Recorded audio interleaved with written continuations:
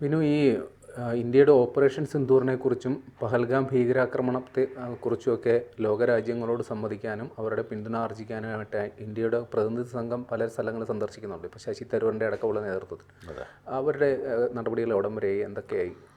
അതായത് ശശി തരൂർ അടക്കം പോകുന്നുണ്ടെങ്കിലും പാകിസ്ഥാനെ വിശ്വസിക്കാൻ കൊള്ളില്ല എന്ന രീതിയിൽ തന്നെയാണ് അവർ അവതരിപ്പിക്കുന്നതെന്നാണ് മനസ്സിലാക്കാൻ കഴിയുന്നത്. അതായത് ഈ അതിർത്തി രക്ഷാസേന BSF പറയുന്നത് പാകിസ്ഥാൻ്റെ ഭാഗത്തുനിന്ന് നുഴഞ്ഞുകയറ്റം, മറ്റ് പ്രകോപനങ്ങൾ എന്നിവ ഉണ്ടാകുമെന്ന് തന്നെയാണ്. വിവരങ്ങൾ അതിൻ്റെ പശ്ചാത്തലത്തിൽ ഓപ്പറേഷൻ സിന്ദൂർ തുടരുമെന്നും BSF IG ശശാങ്ക് ആനന്ദ് വ്യക്തമാക്കി. ഓപ്പറേഷൻ സിന്ദൂർ വിശദീകരിക്കാൻ വിളിച്ച വാർത്താ സമ്മേളനത്തിലാണ് അദ്ദേഹം അക്കാര്യം വ്യക്തമാക്കിയത്. ഏതായാലും അന്താരാഷ്ട്ര അതിർത്തിയിൽ BSF സജ്ജമാണ്. അസിസ്റ്റന്റ് കമാൻഡന്റ് നേഹ ഭണ്ഡാരി ഉൾപ്പെടെയുള്ള BSFിലെ വനിതാ ഉദ്യോഗസ്ഥർ ഫോർവേഡ് പോസ്റ്റുകൾ കൈകാര്യം ചെയ്യുന്നതിലൂടെ മാതൃകാപരമായ ധൈര്യമാണ് പ്രകടിപ്പിച്ചത്. പാക് ഷെല്ലാക്രമണം നടത്തുന്നതിനിടെ രാജ്യത്തേക്ക് ഭീകരർ നുഴഞ്ഞു കയറാൻ ശ്രമിച്ചു. അത്തരം 50ഓളം ശ്രമങ്ങൾ പരാജയപ്പെടുത്തി. മെയ് 9, 10 തീയതികളിൽ അഖ്നൂരിനടുത്തുള്ള അതിർത്തിയിൽ പാകിസ്ഥാൻ ഒരു പ്രകോപനവുമില്ലാതെ വെടിയുതിർത്തു. മറുപടിയായി ലഷ്കർ-എ തോയ്ബയുമായി ബന്ധപ്പെട്ട ലോണി ലോഞ്ച് പാഡിൽ BSF ആക്രമണം നടത്തി. 72 പാക് പോസ്റ്റുകളും 47 ഫോർവേഡ് പോസ്റ്റുകളുമാണ് തകർത്തിരിക്കുന്നത്. സാംബ സെക്ടറിലെ BSFിൻ്റെ ഒരു പോസ്റ്റിന് സിന്ദൂർ എന്നും മറ്റ് 2 എണ്ണത്തിന് പാക് ഷെല്ലാക്രമണത്തിൽ വീരമൃത്യു വരിച്ച 2 ഉദ്യോഗസ്ഥരുടെയും പേരുകൾ നൽകും. BSF sub inspector Muhammad Imtiaz, constable Deepak Kumar, സൈനികൻ നായിക് സുനിൽ കുമാർ എന്നിവരാണ് മെയ് 10 പാക് ഷെല്ലാക്രമണത്തിൽ വീരമൃത്യു വരിച്ചിരിക്കുന്നത്. അതിനിടെ ഓപ്പറേഷൻ സിന്ദൂറിന് പിന്നിലെ ഇന്ത്യയുടെ തന്ത്രപരമായ ലക്ഷ്യത്തെക്കുറിച്ച് വിശദീകരിച്ച് കോൺഗ്രസ് നേതാവും MP-യുമായ ശശി തരൂരിൻ്റെ സംഘം പര്യടനം തുടരുകയാണ്. അതിനിടെ മോദിയെ അദ്ദേഹം വീണ്ടും പുകഴ്ത്തിയിരിക്കുകയാണ്. വീണ്ടും പുകഴ്ത്തിയിരിക്കുകയാണ്. അതുകൊണ്ട് തന്നെ വീണ്ടും തിരിച്ച് കോൺഗ്രസിലേക്ക് ഇനി വരുമോ എന്നുള്ള കാര്യത്തിൽ തർക്കമുണ്ട്. ഏതായാലും ഓപ്പറേഷൻ സിന്ദൂറിൻ്റെ ഭാഗമായി തീവ്രവാദത്തിനെതിരെ ഇന്ത്യ ഉയർത്തുന്ന സന്ദേശം ലോകത്തിന് മുന്നിൽ അവതരിപ്പിക്കാൻ കേന്ദ്ര സർക്കാർ അയച്ച 7 സർവകക്ഷി സംഘങ്ങളിൽ ഒരു സംഘത്തെ നയിക്കുന്നത് ആണ് ശശി തരൂർ. 7 സംഘങ്ങളിൽ ഒരു സംഘത്തെയാണ് നയിക്കുന്നത്. നിലവിൽ ഗയാന സന്ദർശിക്കുകയാണ് അദ്ദേഹത്തിൻ്റെ നേതൃത്വത്തിലുള്ള സംഘം. ഇന്ത്യയുടെ നടപടികൾ പൂർണ്ണമായും പ്രതികാര നടപടി മാത്രമാണെന്നും പാകിസ്ഥാനുമായി ദീർഘകാല സംഘർഷത്തിൽ ഏർപ്പെടാൻ ആഗ്രഹിക്കുന്നില്ലെന്നും അദ്ദേഹം ഊന്നി പറഞ്ഞു. ഇന്ത്യ നടത്തിയ ഓരോ ആക്രമണവും പാകിസ്ഥാനുള്ള തിരിച്ചടി മാത്രമായിരുന്നു. അത് വളരെ കാലം നീണ്ടു നിൽക്കാൻ സാധ്യതയുള്ള യുദ്ധത്തിൻ്റെ തുടക്കമാകാൻ ഞങ്ങൾ ആഗ്രഹിച്ചിരുന്നില്ല, ശശി തരൂർ ഉറപ്പിച്ചു പറയുകയാണ്. ഏതായാലും ആശങ്ക അറിയിച്ച വിവിധ ലോകരാജ്യങ്ങൾ ഞങ്ങളെ വിളിച്ചപ്പോൾ യുദ്ധത്തിന് താല്പര്യമില്ല എന്ന സന്ദേശമാണ് ഇന്ത്യ എല്ലാവർക്കും നൽകിയതെന്നും ലോകരാജ്യങ്ങൾക്ക് ഇന്ത്യ നൽകുന്ന സ്ഥിരമായ നയതന്ത്ര സന്ദേശം എടുത്തു പറഞ്ഞുകൊണ്ടാണ് അദ്ദേഹം അത് കൂട്ടിച്ചേർത്തത്. കാരണം ഇന്ത്യക്ക് ഒരിക്കലും യുദ്ധത്തോട് താല്പര്യമില്ല. ഇന്ത്യ സമാധാനം ആഗ്രഹിക്കുന്ന ഒരു രാജ്യമാണ്. പക്ഷേ ഇങ്ങോട്ട് കയറി പ്രകോപിപ്പിച്ചാൽ തിരിച്ചടിച്ചിരിക്കും, അതാണ് പറയുന്നത്. പാകിസ്ഥാൻ ശത്രുത അവസാനിപ്പിച്ചാൽ ഇന്ത്യയുടെ പ്രതികാര നടപടികളും ഇല്ലാതാകുമെന്നും അദ്ദേഹം പറഞ്ഞു.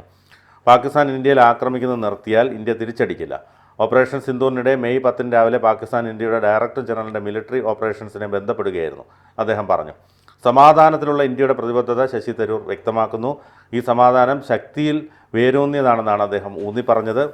അപ്പോൾ ഇതിൽ യാതൊരു വിധത്തിലും ഇന്ത്യ പ്രകോപനം ഉണ്ടാക്കില്ല, ആക്രമണ സാധ്യത ഇന്ത്യയെ പിന്തിരിപ്പിക്കാൻ കാരണമല്ലെന്നും അദ്ദേഹം കൂട്ടിച്ചേർത്തു. ഇന്ന് നമ്മൾ സമാധാനത്തിൻ്റെ പാതയിലാണ്. നമ്മൾ ഈ സമാധാനത്തിൽ തുടരാൻ ആഗ്രഹിക്കുന്നു. അതും വളരെ ശക്തമായ സന്ദേശമാണ്. എന്നാൽ ഇന്നലെ നിങ്ങളുടെ പ്രസിഡന്റ് പറഞ്ഞതുപോലെ ഭയം കൊണ്ടല്ല, മറിച്ച് ശക്തിയോടെ സമാധാനത്തിൽ തുടരാൻ ഞങ്ങൾ ആഗ്രഹിക്കുന്നു, അദ്ദേഹം വ്യക്തമാക്കി. ഭാവിയിൽ ഉണ്ടാകാനിടയുള്ള ആക്രമണങ്ങളെ ഇന്ത്യ ഭയപ്പെടുന്നില്ലെന്നും അദ്ദേഹം പറഞ്ഞു. ഈ ആളുകൾ വീണ്ടും നമ്മളെ ആക്രമിക്കുമെന്ന് ഞങ്ങൾ ഭയപ്പെടുന്നില്ല. അവർ ഞങ്ങളെ വീണ്ടും ആക്രമിച്ചാൽ അവർ അത് കൂടുതൽ വഷളാക്കുകയാണ്, അദ്ദേഹം പറഞ്ഞു. ഓപ്പറേഷൻ സിന്ദൂറിൻ്റെ ഭാഗമായിട്ടാണ് ശശി തരൂർ ഇത്തരം കാര്യങ്ങൾ വ്യക്തമാക്കുന്നത്. ഏതായാലും പാകിസ്ഥാൻ ഇപ്പോഴും പ്രകോപനം പല സമയങ്ങളിലും തുടരും. പക്ഷേ അതിനെല്ലാം ഇന്ത്യ ശക്തമായ മറുപടി കൊടുക്കും. ഇനിയും ഓപ്പറേഷൻ സിന്ദൂർ തുറന്നുകൊണ്ടേയിരിക്കും. പക്ഷേ പാകിസ്ഥാൻ പ്രധാനമന്ത്രി ഷെഹ്ബാസ് ഷെരീഫ് കഴിഞ്ഞ ദിവസം നടത്തിയ പ്രസ്താവന, ഇറാനിൽ നടത്തിയ പ്രസ്താവന ഇന്ത്യയുമായി സമാധാന ചർച്ചകൾക്ക് സന്നദ്ധമാണെന്നാണ്.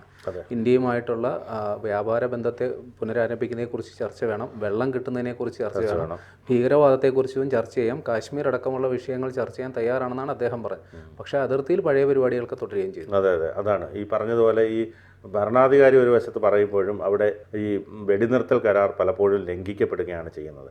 നമുക്കതറിയാം. നമുക്ക് പലപ്പോഴും ഇത്തരത്തിൽ ഈ സൈനിക മേധാവികളടക്കം ഇത്തരത്തിലുള്ള സമാധാനമാണ് ആഗ്രഹിക്കുന്നത് പറയുന്ന അതേസമയം തന്നെയാണ് ഇത്തരത്തിൽ വെടിനിർത്തൽ കരാർ ലംഘിക്കുന്നത്. അതേസമയം ഇന്ത്യയെ അവർ ആക്രമിക്കുന്നത്, ഇന്ത്യൻ പട്ടാളക്കാരെയൊക്കെയാണ് അവർ ആക്രമിക്കുന്നത്. നമ്മൾ തിരിച്ചു ചെയ്യുന്നത് അവിടുത്തെ ഭീകരർക്ക് മാത്രമാണ് നമ്മൾ മറുപടി കൊടുത്തിരുന്നത്. ഭീകരവാദ കേന്ദ്രങ്ങളാണ് തകർക്കുന്നത്, ഭീകരനെയാണ് കൊലപ്പെടുത്തുന്നത്. പക്ഷേ അവിടുത്തെ ഭീകരരെ കൊലപ്പെടുത്തിയാൽ അവരെ അവിടെ ഭീകരർക്ക് 1 കോടി രൂപ സൈനിക ആദരവ് കൊടുത്ത് സംസ്കാരം നടത്തുന്നു, 1 കോടി രൂപ കുടുംബത്തിന് നൽകുന്നു. സൈനികരെ കുതിരപ്പുറത്ത് കൊണ്ടുപോയി കളയുകയാണ് ചെയ്യുന്നത്, മരിച്ച. അപ്പോൾ അത്തരത്തിൽ ഈ പാകിസ്ഥാൻ എപ്പോഴും ഭീകരർക്ക് വെള്ളവും വളവും ഇട്ട് കൊടുക്കുന്ന രാജ്യമായി മാറിക്കൊണ്ടിരിക്കുകയാണ്. അതുതന്നെയാണ് ശശി തരൂർ ആവർത്തിച്ച് വ്യക്തമാക്കുന്നത്. തരൂറിൻ്റെ കാര്യം ഇപ്പം വീണ്ടും മോദിയെ പ്രശംസിച്ചെന്ന് പറഞ്ഞല്ലോ, പക്ഷേ ഇദ്ദേഹം ന്യൂയോർക്കിൽ ചെന്നപ്പോൾ അവിടെ നടത്തിയ പ്രസംഗത്തിൽ പറഞ്ഞത് ഞാനിപ്പോൾ പണിയെടുക്കുന്നത് ഒരു പ്രതിപക്ഷ പാർട്ടിക്ക് വേണ്ടിയിട്ടാണ്, ഭരണപക്ഷത്തിന് വേണ്ടിയിട്ടല്ല. അതായത് ഈ പഹൽഗാം ഭീകരാക്രമണത്തെക്കുറിച്ചൊക്കെ അവിടെ പത്രമാധ്യമ പ്രവർത്തകർ ചോദിച്ചപ്പോൾ അങ്ങനെ പറഞ്ഞിരുന്നു. അപ്പോൾ ഇപ്പോൾ പണിയെടുത്തുകൊണ്ടിരിക്കുന്നത് ഒരു പ്രതിപക്ഷ പാർട്ടിക്ക് വേണ്ടിയിട്ടാണ്. അപ്പോൾ അവിടെ ഒരു BJP അതിൻ്റെ സ്വാധീനമൊക്കെ പുള്ളി അവിടെ വെച്ച് തള്ളിക്കളയായിരുന്നു. പക്ഷേ ഇവിടെ വീണ്ടും വന്നപ്പോൾ വീണ്ടും മോദിയെ പ്രശംസിക്കും. എന്തായിരിക്കും അതിനുള്ളൊരു കാരണം എന്താണ്? അതായത് ഇപ്പോൾ ഈ നമ്മൾ വെള്ളാപ്പള്ളി നടേശനും തുഷാർ വെള്ളാപ്പള്ളിയും എടുത്ത് പരിശോധിച്ച് കഴിഞ്ഞാൽ വെള്ളാപ്പള്ളി നടേശൻ എപ്പോഴും കേരളം ഭരിക്കുന്ന പാർട്ടിക്കൊപ്പം നിൽക്കും. കാരണം എന്ത് കേസ് വന്നാലും അത് അവർ ഡീൽ ചെയ്തോളൂ, അല്ലെങ്കിൽ എല്ലാ കാര്യങ്ങളും നോക്കാൻ. തുഷാർ കേന്ദ്രത്തിൽ നിൽക്കുന്നതിന് കേന്ദ്ര ED വഴിയുള്ള എല്ലാം ഒഴിവാക്കാം എന്നതുപോലെ ശശി തരൂരിന് ഇത് ഏതെങ്കിലും ഒന്ന് വേണം. അതായത് മതിരിച്ചിട്ട് തുപ്പാനും വയ്യ, കഴിച്ചിട്ടിറക്കാനും വയ്യ, ആ ഒരു അവസ്ഥയിലാണ്. അപ്പോൾ അതുകൊണ്ട് ശശി തരൂർ ഇപ്പോൾ 2 വള്ളത്തിൽ കാല് ചവിട്ടിയാണ് നിൽക്കുന്നത്. ഏത് വള്ളമാണ് ശക്തി എന്ന് നോക്കിയിട്ട് ആ വള്ളത്തിൽ കയറി പോകും. അതിനുവേണ്ടി നിൽക്കുന്നത്. അപ്പോൾ പൂർണ്ണമായിട്ടും കോൺഗ്രസിനെ വിമർശിച്ചുകൊണ്ടിരുന്നു കഴിഞ്ഞാൽ ഒരുപക്ഷെ അവിടെ നിന്ന് എന്തെങ്കിലും പണി കിട്ടിയാൽ തിരിച്ചു വന്ന് കയറാൻ പറ്റില്ല. അതുകൊണ്ടായിരിക്കണം.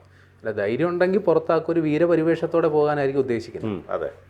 ശശി തരൂരിനെ സംബന്ധിച്ചിടത്തോളം BJPക്ക് എന്തായാലും അദ്ദേഹത്തെ കിട്ടുക എന്ന് പറയുന്നത് അവർക്കൊരു അഭിമാനം തന്നെയാണ്. കാരണം ഇത്രയധികം കഴിവുള്ള, അല്ലെങ്കിൽ UN-ലടക്കം പെർഫോം ചെയ്തിട്ടുള്ള അദ്ദേഹത്തെ സംബന്ധിച്ചിടത്തോളം മോദിക്ക് പ്രിയപ്പെട്ട ഒരാൾ കൂടിയാണ്. അതോടൊപ്പം നല്ലൊരു നേതാവാണ്, ജന പിന്തുണയുള്ളൊരു വ്യക്തിത്വമാണ്, നന്നായി ഇംഗ്ലീഷ് കൈകാര്യം ചെയ്യും. അപ്പോൾ അത്തരത്തിൽ ശശി തരൂരിനെ BJPക്ക് ഒരു അവിഭാജ്യ ഘടകമാണ്. അതേസമയം കോൺഗ്രസിനെ സംബന്ധിച്ചിടത്തോളം കോൺഗ്രസിൽ ഈ തമ്മിലടിയും പ്രശ്നങ്ങളും അവരുടെ മുഖ്യമന്ത്രിക്കായിട്ടുള്ള അടിയും ഒക്കെ ഉള്ളതുകൊണ്ട് ഒരു നല്ല നേതാവ് വളർന്നു വരുന്ന കോൺഗ്രസിനെ സംബന്ധിച്ചിടത്തോളം കോൺഗ്രസ്സിന് അത് ദഹിക്കില്ല. പണ്ട് മുതലേ അങ്ങനെയാണല്ലോ. അതുകൊണ്ടാണ് ഈ ശശി തരൂരിൻ്റെ വിഷയത്തിൽ പ്രശ്നം വരുന്നത്. ഇപ്പോൾ തരൂര് ഇനി തെരഞ്ഞെടുപ്പിനുണ്ടാവില്ല എന്നൊക്കെ പറഞ്ഞു കഴിഞ്ഞു. അപ്പോൾ പിന്നെ പുള്ളി ഇനിയിപ്പോൾ ലക്ഷ്യമിടുന്നത് എന്തായിരിക്കും? ഇങ്ങനെ വിവാദമായ പ്രസ്താവന നിരന്തരം നടത്തിക്കൊണ്ടിരിക്കുന്നത്, അതിനൊക്കെ പിന്നിലൊരു ഉദ്ദേശം ഉണ്ടാവുമല്ലോ. തീർച്ചയായും BJPക്ക് ഇറങ്ങുക, ഒരു ഉന്നത സ്ഥാനം നേടുക. ഇപ്പോൾ ഉപരാഷ്ട്രപതി അടക്കം അദ്ദേഹത്തിൻ്റെ ലക്ഷ്യങ്ങൾ ഉണ്ട്, അല്ലെങ്കിൽ ഒരു നല്ല കേന്ദ്രമന്ത്രി പദം, ഇതൊക്കെയാണ് അദ്ദേഹം ആഗ്രഹിക്കുന്നത്. ഈ മുമ്പ് കിട്ടാതെ പോയ UN-ലേക്കുള്ള ഒരു അധ്യക്ഷ സ്ഥാനത്ത് അതിലേക്കും അദ്ദേഹത്തിന് നോട്ടമുണ്ട്. അതുകൊണ്ട് തന്നെ അദ്ദേഹം അതിലേതിലെങ്കിലും നേടിയെടുക്കുമെന്നുള്ള കാര്യത്തിൽ തർക്കമില്ല. കാരണം കോൺഗ്രസിന് വന്നിട്ട് വലിയ കാര്യമൊന്നുമില്ലെന്ന് അദ്ദേഹത്തിന് അറിയാം. കോൺഗ്രസും വലുതായിട്ട് അദ്ദേഹം തിരിച്ചു വരാൻ ആഗ്രഹിക്കുന്നതുമില്ല. കൂടുതൽ വാർത്തകളും വിശേഷങ്ങളും നിങ്ങളിലേക്ക് എത്താൻ ABC മലയാളം സബ്സ്ക്രൈബ് ചെയ്യുക, ബെൽ ബട്ടണും അമർത്തുക.